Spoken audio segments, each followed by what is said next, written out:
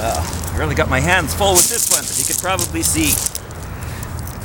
Our last writers' meeting was one of the most active we've had in ever, really, and our most well attended since we started having meetings outside the library, with 10 people showing up, too short of the number needed for the number of apostles.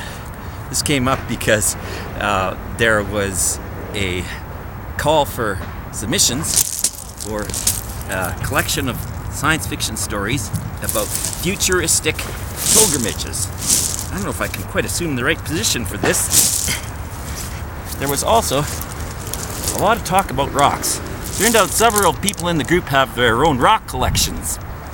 And one of them was a crystal representing Kali, Hindu deity, which is ironically suggested by someone who also had her daughter at the meeting. Which could have been difficult for the daughter because Kali is a deity who, according to some reports, eats her own children. This could have made it a little problematic to do writing on that subject.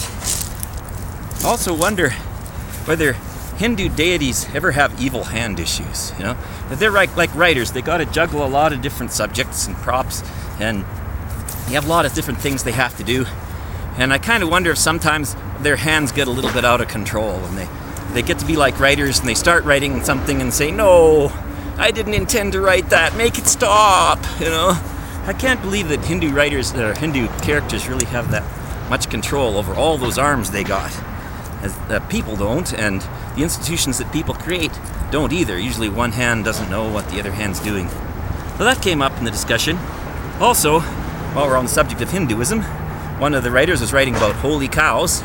This is maybe not the best representation of a cow because, as you can see, it's not anatomically correct. But it could fly because the air resistance is very good.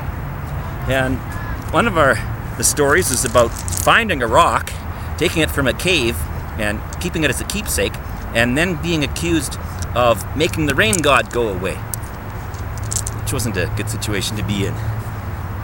There was also talk about animal talismans.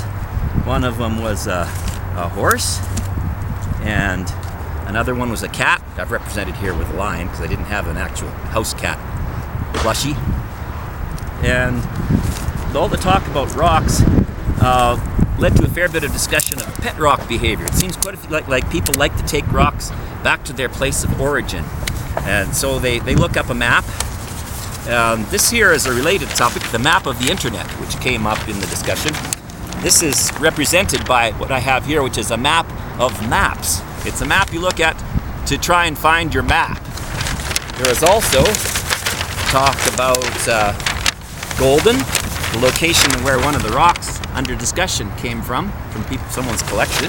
That's the Golden map.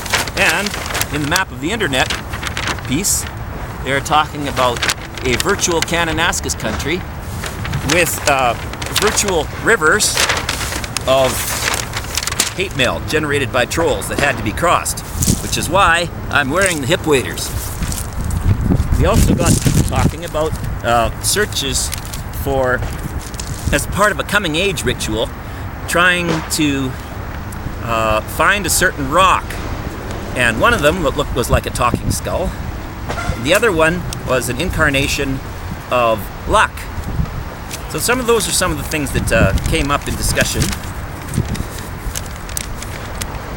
There was also, we discovered that over half of the group had names of famous religious characters.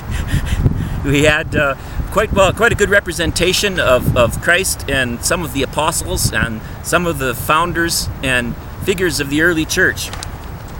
This made us discuss whether God were one of us and how he would act if he were in the writers group, whether he would strike us down with lightning and therefore create the need for a surge protector, or whether he would consider anger management, which we might be represented as wrath management.